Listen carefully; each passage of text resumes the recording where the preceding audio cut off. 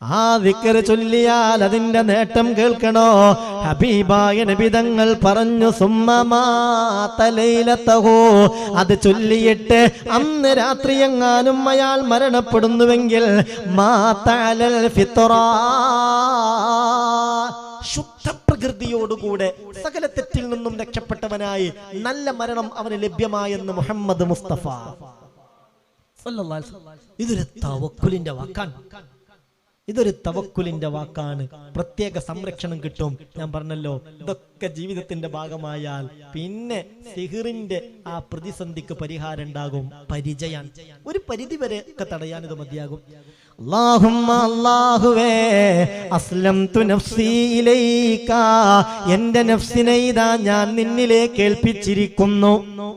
اللهم أسلمت نفسي إليك ووجهت وجهي إليك وفوضت أمري إليك وألجأت ظهري إليك رغبة ورهبة إليك لا ملجأ ولا منجا إلا إليك آمنت بكتابك الذي أنزلت ونبيك الذي أرسلت.